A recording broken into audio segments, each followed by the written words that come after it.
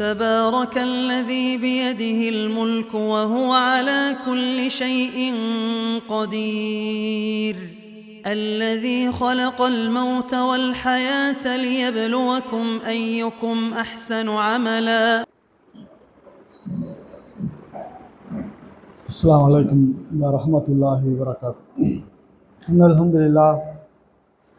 الحمد لله نحمده ونستعينه ونستغفره ونؤمن به ونتوكل عليه.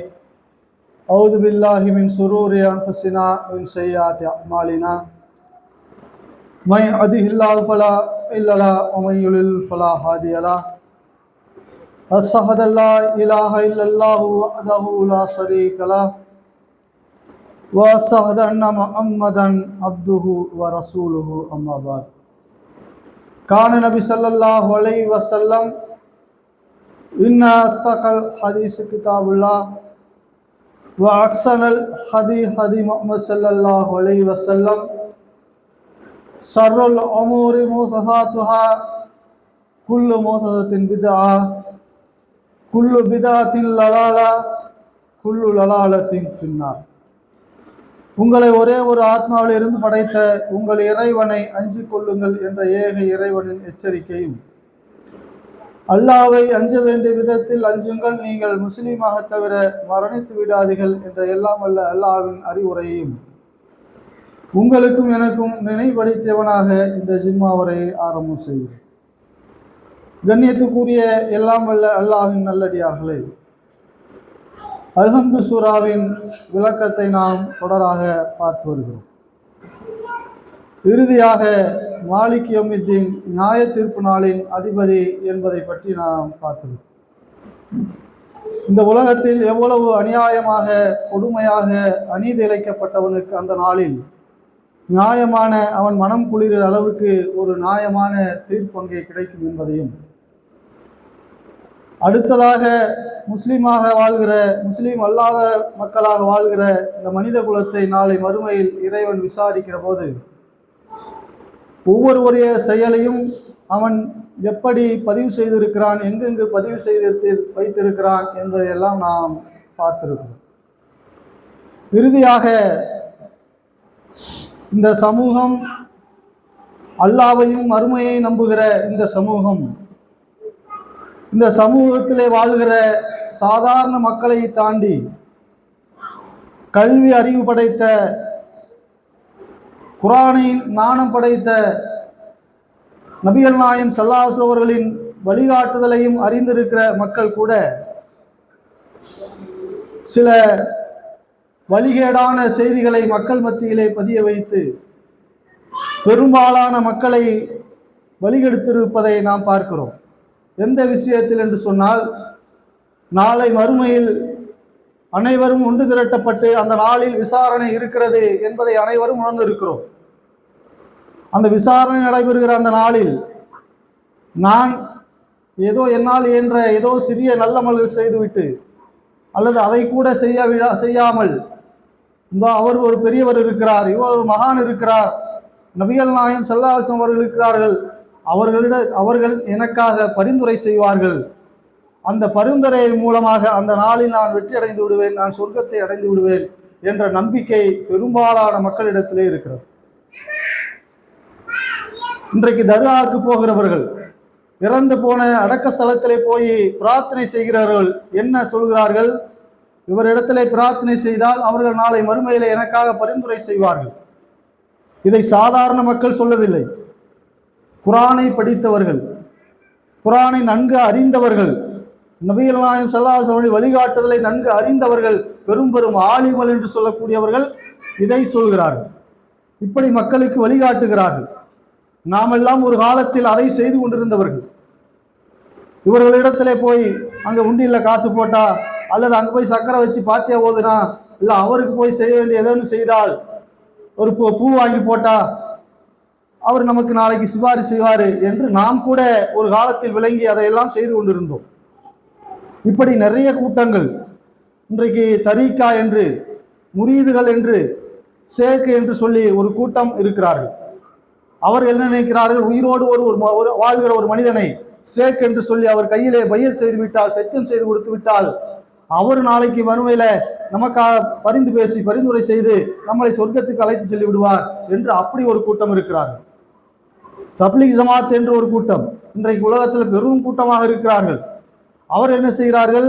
இவர் பெரிய அஜரத்து, இவர் பெரிய மௌலானா, இவரு நமக்காக துவா செஞ்சார் சொன்னா அல்லாஹ் ஏத்துக்குவான் என்கிற மாதிரி அவர் ஒரு கூட்டம் இருக்கிறார். இப்படி நிறைய கூட்டங்கள் எப்படி இருக்கிறார் என்று சொன்னால், மற்றவர் மூலமாக நாம் சிபாரிசு மூலமாக சொர்க்கத்திற்கு சென்று விடலாம் என்று நினைக்கிறார்கள்.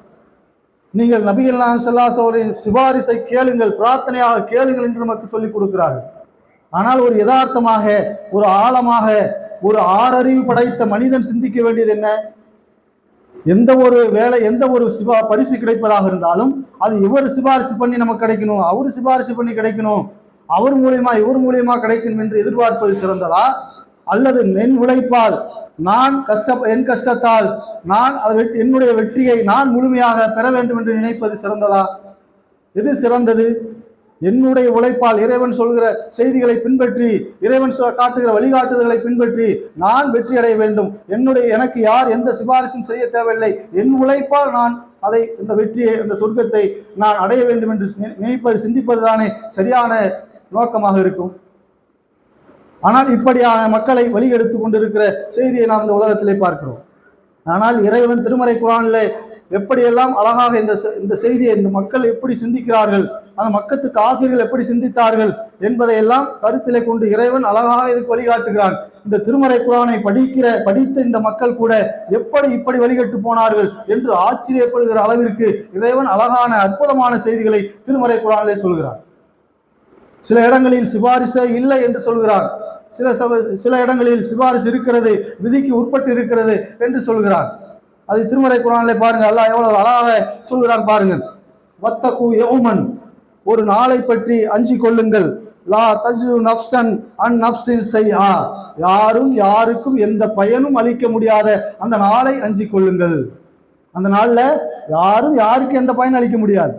இவர் வந்து காப்பாத்திடுவாரு, அவர் வந்து காப்பாத்திடுவாரு, யாரும் யாருக்கும் எந்த பயனும் அளிக்க முடியாத அந்த நாளை அஞ்சி கொள்ளுங்கள். வலா வலா யுக்ஃபலு மின்ஹா, எவரும் எவரிடம் இருந்தும் எந்த பரிந்துரையும் ஏற்றுக்கொள்ளப்படாது. அல்லாஹ் என்ன சொல்றான்?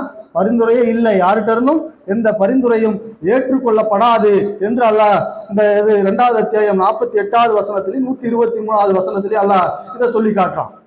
அடுத்ததா என்ன சொல்றான்? யா அய்யுஹல்லதீன ஆமனு, ஈமான் கொண்டவர்கள், நம்பிக்கை கொண்டவர்களே, அன்ஃபிகு மிம்மா ரஸக்னாக்கும், நாம் உங்களுக்கு வழங்கியதிலிருந்து நல்வழியில் செலவிடுங்கள். நீங்க நாளைக்கு எப்படி தெரியுமா வெற்றி அடைய முடியும்? அவர் பரிந்துரை இவர் பரிந்துரையில வெற்றி அடைய முடியாது. நீங்கள் எப்படி வெற்றி அடைய முடியும் என்கிற செய்தியும் சேர்த்து அல்லாஹ் சொல்றான். அன்ஃபிகு மிம்மா ரஸக்னாக்கும், நாம் உங்களுக்கு வழங்கியதிலிருந்து நல்வழியில் செலவிடுங்கள்.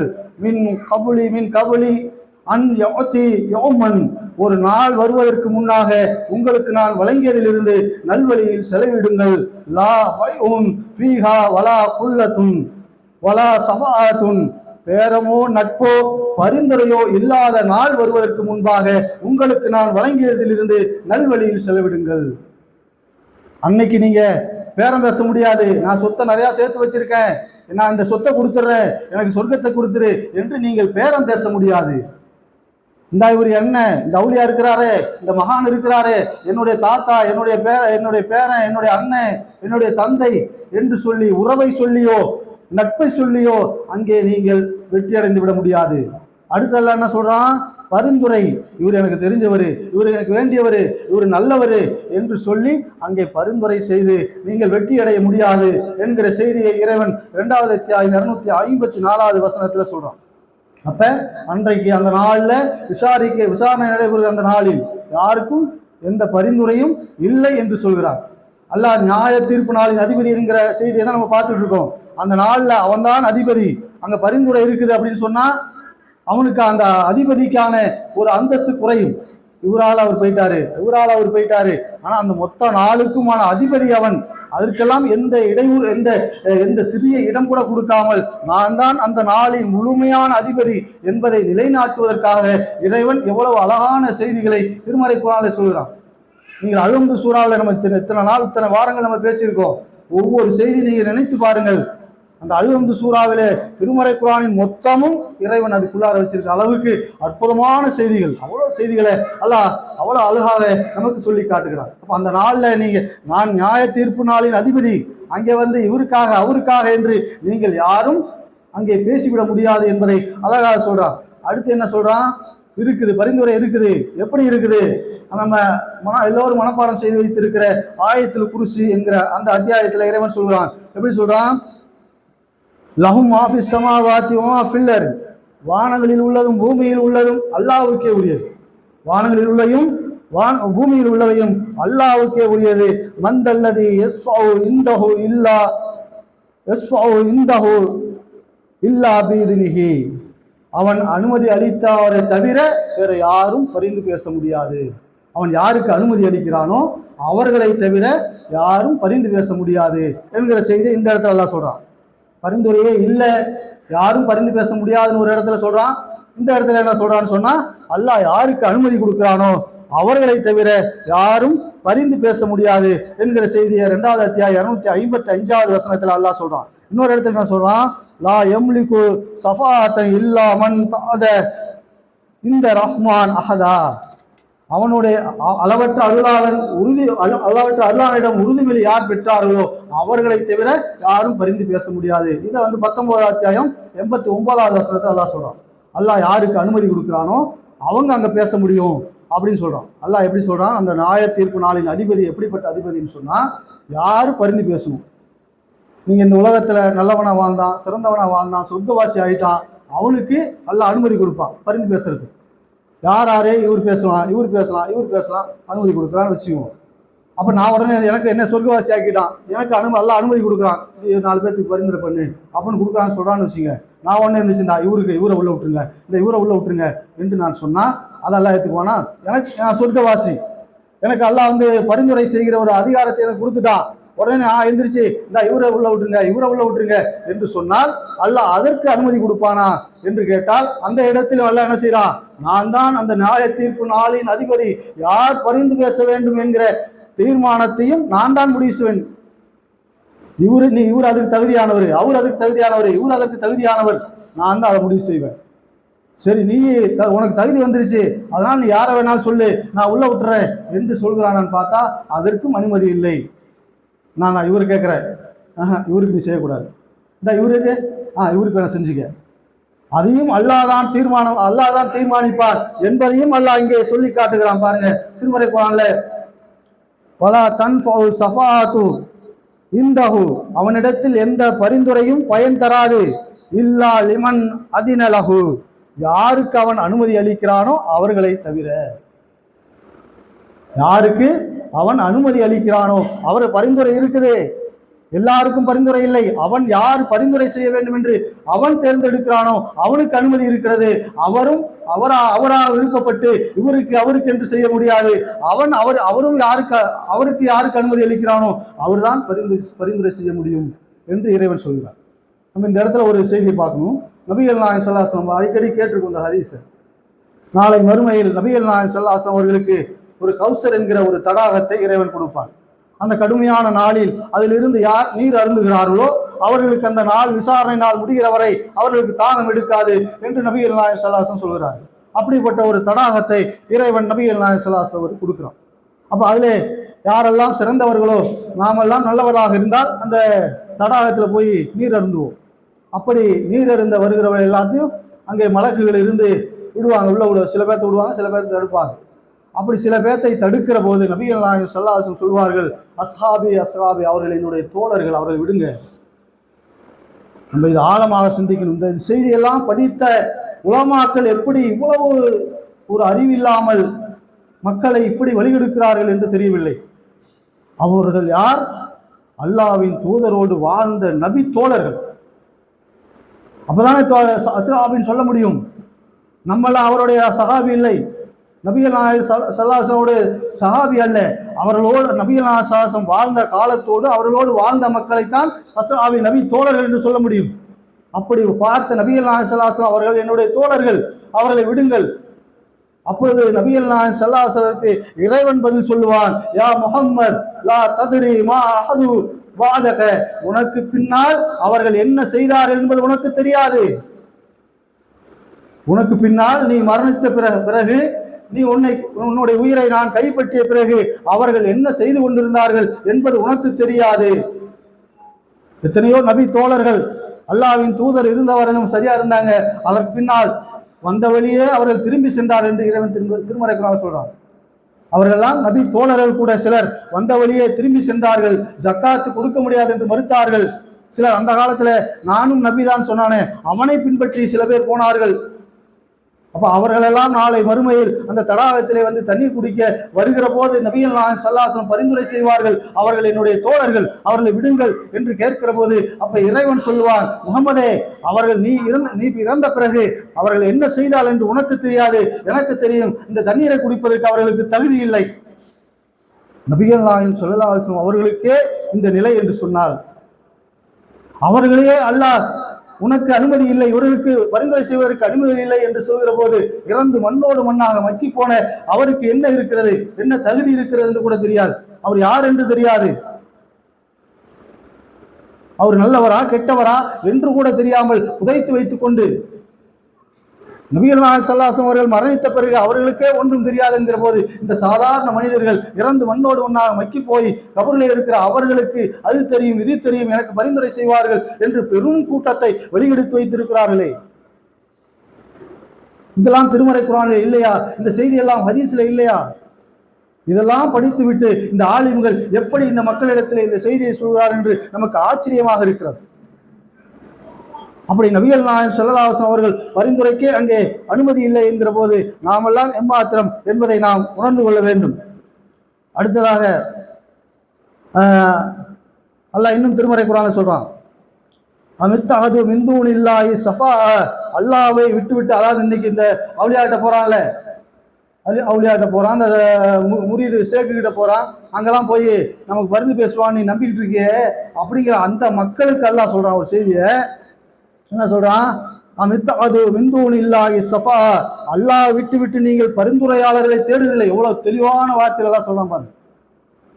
நீங்க அல்லாஹ்வை விட்டு அல்லாஹ்வை வணங்குறதை விட்டு அல்லாஹ்வுடைய கட்டளை பின்பற்றதை விட்டு நாங்கள் பரிந்துரை மூலமாக சொர்க்கம் சென்று விடுவோம் என்று சொல்லி நீங்கள் பரிந்துரையாளர்களை தேடுகிறீர்களே, குல் நபியே அவர்களுக்கு நீங்கள் சொல்லுங்கள், அவலம் காணுலா எம்லிகூன செய்ஆ வலா வலா எம்லிகூன், அவர்கள் எந்த ஒன்றுக்கும் அவர்கள் அதிகாரம் பெற்றவர்கள் இல்லை. நீங்க போய் இந்த கபூர்ல போய் முட்டுறீங்க, இல்ல அந்த சேகு கிட்ட போய் கேட்குறீங்களே, பரிந்துரை கேட்குறீங்களே, அவங்க எங்களை கொண்டு போயிடுவான்னு கேட்குறீங்களேப்பா, அல்லாஹ் விட்டு நீங்க பரிந்துரையாளர் இந்த உலகத்துல தேடுறீங்களேப்பா, அவர்களுக்கு எந்த அதிகாரமும் நாளை மறுமையில் இல்லை என்று அல்லாஹ் தெளிவான வார்த்தைகள் மூலமாக இங்கே சொல்லுகிறார். அப்ப எந்த நம்பிக்கையோடு அவர்கள் அங்கே போய் தேடுகிறார்கள்? இங்க இந்த அவுலியாட்ட போறாங்க. இன்றைக்கும் இந்த தமிழ்நாட்டில், கேரளாவில், ஆந்திராவில் சொல்லி ஏகப்பட்ட அவுலியாக்கள் இருக்கிறார்கள். வந்தவன் போனவெல்லாம் போச்சு வச்சுக்கிட்டு அந்த அதே போல இந்த மக்காவாசிகள் இருக்கார்களே, மக்கத்து வாசிகள் என்ன சிலையெல்லாம் வணங்கினான். அவன்கிட்ட போய் அவன் அல்லாஹ்வை தெரியாமலா இருந்தான். நபிகள் நாயகம் ஸல்லல்லாஹு அலைஹி வஸல்லம் அவர்கள் அல்லாஹ்வே குர்ஆனில் சொல்றான், இந்த மக்கத்து காஃபிர்களை நீங்க கேளுங்க, இந்த வானத்தை படைச்சது யாரு? அவன் சொல்லுவான், குல் எக்கூன் இல்லா, அல்லாஹ் தான் படைச்சான். இந்த பூமியை படைச்சது யாரு? அல்லாஹ் தான் படைச்சான்.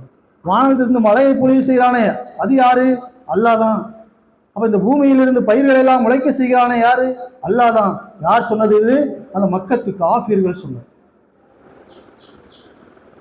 இந்த மக்கத்து காஃபிர்கள் என்ன சொன்னாங்க? வானத்திலிருந்து மழை பெய்து பூமியையும் வானத்தையும் அல்லாஹ் தான் படைச்சான். எல்லாம் சொல்றான். உன்னை யாருப்பா படைச்சா? அல்லாஹ் தான் படைச்சான். அப்புறம் ஏப்பா இந்த சிலைகளை போய் வணங்குறீங்க? இது எல்லாத்தையும் அல்லாஹ் படைச்சிருக்கும் போது இந்த சிலைகள் எல்லாம் ஏன் வணங்குகிறீர்கள் என்று அந்த மக்களிடத்திலே கேட்கிற போது அவர்கள் என்ன பதில் சொன்னார்கள் தெரியுமா? நாங்கள் இவருக்கு என்ன அல்லாஹ் நினைச்சா நாங்கள் வணங்குறோம், இவர்கள் அல்லாஹ்விடத்திலே எங்களுக்காக பரிந்து பேசுவார்கள் என்பதற்காக வணங்குகிறோம். அவன் சொன்ன பதில் என்ன? இவங்க அல்லாஹ் நினைச்சு வணங்கல, நாங்க இந்த பிரம்மாண்டமான வானத்தையே அல்லாஹ் தான் படைச்சிருக்கான், இந்த பூமியையும் அல்லாஹ் தான் படைச்சிருக்கான், எங்களையும் அல்லாஹ் தான் படைச்சிருக்கான், இந்த பயிர் பச்சைகளை எல்லாம் அல்லாஹ் தான் உருவாக்குகிறான், வானத்திலிருந்து மழையையும் அல்லாஹ் தான் இறக்குறான், அதெல்லாம் எங்களுக்கு சந்தேகம் இல்லை. அப்புறம் ஏப்பா அந்த சிலைகளை போய் வணங்குறீங்க என்று கேட்டால் அல்லாட்ட நேராக கேட்க முடியாது. அதனால இந்த சிலைகிட்ட கேட்டா இவர்கள் நாளை அவர் அல்லாவிடத்திலே பரிந்து பேசுவார்கள் என்பதற்காகத்தான் நாங்கள் இதை வணங்குகிறோம் என்று அந்த மக்கத்து காஃபிர்கள் சொன்னார்கள் என்கிற செய்தியை இறைவன் திருமறை குர்ஆனிலே சொல்றார். இந்த திருமறை குர்ஆன் வசனத்தை படித்த பிறகும் இந்த அவுலியா எனக்கு பரிந்து பேசுவாரு, இந்த சேக எனக்கு பரிந்து பேசுவாரு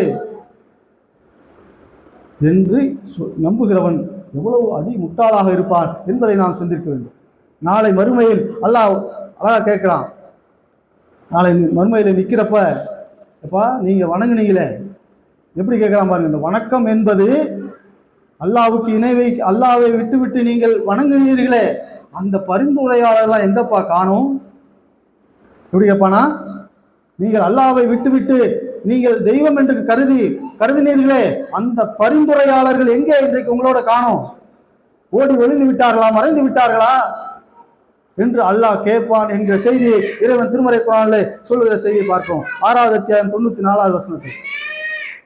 அப்ப இவ்வளவு தெளிவான செய்திகள் திருமறை குர்ஆனில் இருக்கிற போது எப்படி இந்த மக்கள் வழி தவறி போகிறார்கள்? அல்லாஹ் அந்த நியாயத்தீர்ப்பு நாளின் அதிபதி என்கிற அந்த வார்த்தையில் எத்தனை செய்திகளை திருமறை குர்ஆனிலே சொல்கிறான் என்பதை பார்க்கணும். இன்னும் நிறைய வசனங்கள் திருமறை குர்ஆன் வசனம் இருக்கு இது சம்பந்தமாக. இதையெல்லாம் படித்திருப்பார்கள் உலமாக்கள், அறிந்தவர்கள் படித்திருப்பார்கள். இத்தனை செய்திகளையும் படித்துவிட்டு வேற ஏதோ ஒரு செய்தி எடுத்து வைத்து அதற்கு குறுக்கு வழியில வேக்கானம் சொல்லி இப்படி வழிகட்டுக் கொண்டிருக்கிறார்கள். தானும் வழிகட்டதில்லாமல் வெறும் கூட்டத்தை வழிகெடுத்துக் கொண்டிருக்கிறார்கள். எனவே இந்த திருமறை குர்ஆன் வசனங்களை எல்லாம் நாம் அறிந்து நாமும் இதிலிருந்து நம்மை பாதுகாத்துக் கொள்ளணும். நமக்கு தெரிந்தவர்கள் அறிந்தவர்கள் யாரேனும் இப்படி வழி தவறி போனால் இந்த திருமறை குர்ஆன் வசனங்களெல்லாம் சொல்லி அவர்களையும் நாம் நேர்வழி கொண்டு வரக்கூடிய பொறுப்பும் கடமையும் நமக்கு இருக்கிறது என்பதை உணர்ந்து நாம் உணரக்கூடிய நன்மக்களாக இறைவன் உங்களையும் என்னையும் ஆக்கி அலுவல பிரார்த்தனையோடு என் முதல் உரை நிறைவு செய்வாங்க. அல்ஹம்துலில்லாஹி ரப்பில் ஆலமீன் வஸ்ஸலாத்து வஸ்ஸலாமு ஹாத்தமுல் அன்பியா வல் முர்சலீன். கண்ணியத்திற்குரிய எல்லாம் வல்ல அல்லாஹ்வின் நல்லடியார்களே, நாம் மாலிக் யௌமித்தீன் நியாய தீர்ப்பு நாளின் அதிபதி என்கிற செய்தியிலிருந்து நாளை விசாரணை நடைபெறுகிற அந்த நாளின் முழுமையான அதிபதி அவன்தான். யாருக்கும் எந்த கடுகளவும் அவன் அதிகாரத்தை கொடுத்து விடுவதில்லை. அல்லாஹ்வுக்கு கட்டுப்பட்டு அல்லாஹ்வின் தூதரின் வழிகாட்டுதலை பின்பற்றி வாழ்கிற மக்களுக்கு இறைவன் சிறப்பாக சில தகுதிகளை கொடுக்கிறான். என்ன தகுதி? சொர்க்கத்தை கொடுத்ததோடு அல்லாமல் உனக்கு தெரிந்தவர்களுக்கு, உன்னோடு சேர்ந்து சிறந்தவர்களாக வாழ்ந்தவர்களுக்கு நீங்கள் சிபாரிசு செய்யுங்கள் என்கிற ஒரு தகுதியையும் கொடுக்கிறார். அந்த தகுதியை சரியான முறையில் புரிந்து கொள்ளாமல் நாம் முதலில் அடுத்தவர்களுக்கு சிபாரிசு செய்கிற அந்த கொள்கையோடு, அந்த லட்சியத்தோடு, அதற்காக எந்த சிறந்ததை, எந்த நல்லறத்தை, எந்த நல்ல அமல்களை செய்ய வேண்டுமோ அந்த நோக்கத்தோடு வாழாமல் நமக்கு யாரேனும் பரிந்துரை செய்வார்களா என்கிற கீழ்நிலையில் வாழக்கூடிய மக்களாக இருந்துவிடக்கூடாது. நாம் பிறருக்கு சிபாரிசு செய்யக்கூடிய ஒரு உயர்ந்த நிலையில இருக்கணுமே தவிர மற்றவரின் சிபாரிசில் நாம் செல்வதற்குரிய கீழ்நிலையில் நாம் வாழ்ந்துவிடக்கூடாது. அப்ப சிறந்த தகுதி எது? நாம் சிறந்தவர்களாக அல்லாஹ் எதை நமக்கு கற்றுக் கொடுத்திருக்கிறானோ, சொல்லி இருக்கிறானோ, கட்டளையிட்டு இருக்கிறானோ அதன்படி வாழக்கூடியவர்களாகும். அல்லாஹ்வின் தூதர் எப்படி வழிகாட்டி இருக்கிறாரோ, எப்படி வாழ்ந்து சென்றிருக்கிறாரோ அப்படி வாழ்ந்து நாம் அந்த செயல் மூலமாக அந்த சொர்க்கத்தை பெற்று நாம் சிபாரிசு செய்வதாக இருக்கும். இந்த நியாயத்தில் இந்த அல்ஹம்து சூராவிலிருந்து எத்தனை செய்திகள் இருக்கிறது என்பதை ஒன்றொன்றாக நாம் இத்தனை வாரங்கள் பேசியதை ஒன்றொன்றாக சிந்தித்து பாருங்கள். அளவற்ற அருளாளனாக, நிகரற்ற அன்புடையவனாக, புகழுக்குரியவனாக, நியாய தீர்ப்பு நாளின் அதிபதியாக எப்படியெல்லாம் இருக்கிறான் என்ற செய்தியை நாம் நிறைய சொல்லி இருக்கிறோம். இதை சிந்தித்து நமது வாழ்நாளில் கடைபிடிக்கக்கூடியவர்களாக ஒவ்வொரு செய்தியும் அந்த கேட்டுட்டு நம்ம அப்படியே கடந்து போறதில்லை. இந்த ஒரு முக்கியமான செய்தி சொல்றேன் சார், அடுத்த வாரம் அதை சொல்றேன். நான் ஒரு முக்கியமான செய்தியை நம்ம திருமறை குர்ஆனை படிக்கிற போது அப்படி ஒரு மனசு அப்படியே புரட்டி போடுகிற ஒரு ஆழமான செய்தி நிறைய இருக்கிறது. தினமும் ஒரு பக்கமேனும் திருமறை குர்ஆனை எடுத்து படித்து அதிலிருந்து ஒரு செய்தியேனும் சிந்தித்து பார்த்து அதை நம் உள்ளத்திலே மாற்றத்தை ஏற்படுத்துகிறதா நமது வாழ்க்கையில் மாற்றத்தை ஏற்படுத்திக் கொள்ள முடியுமா என்று சிந்திக்கிறவன் தான் சிறந்த முஸ்லீமாக இருக்க முடியும். நம் கையில் இருக்கிற திருமறை குர்ஆனை படிக்காமல் ஏதோ வீட்டில் அப்படியே பொத்தி போரை போட்டு மூடி வச்சுட்டு நம் வாழ்நாளை கடந்து போனால் மிகப்பெரிய நஷ்டத்தை நாம் சந்திக்க வேண்டியிருக்கும். அவ்வளவு செய்திகள் இருக்கிறது. திருமறை குர்ஆனின் பொறுமதி விளங்காமல், நாளை மறுமையின் வெகுமதி விளங்காமல், ஏதோ நமக்கு இறைவன் கொடுத்திருக்கிற இந்த வாழ்க்கை ஏதோ சும்மா வாழ்ந்து விட்டு போவதற்கு என்பதற்காக வாழ்ந்து கொண்டிருக்கிறோமே தவிர இந்த வாழ்க்கையின் நோக்கத்தை புரிந்து உணர்ந்து வாழ்கிற மக்கள் மிக குறைவாக இருக்கிறார் என்பதுதான் யதார்த்தமாக இருக்கிறது. இறைவன் வழங்கி இருக்கிற அற்புதமான வாழ்க்கை நெறி, அதன் நெறியை பின்பற்றி வாழ்ந்தால் மட்டும்தான் எந்த நேரத்தில் நமக்கு மரணம் வந்தாலும் நாம் வெற்றி கூறுவதாக மாற முடியும் என்பதை புரிந்து வாழக்கூடிய நன்மக்களாக இறைவன் உங்களை என்னையும் ஆக்கி அலுவலர் பிரார்த்தனையோடு என் உரை நிறைவு செய்ய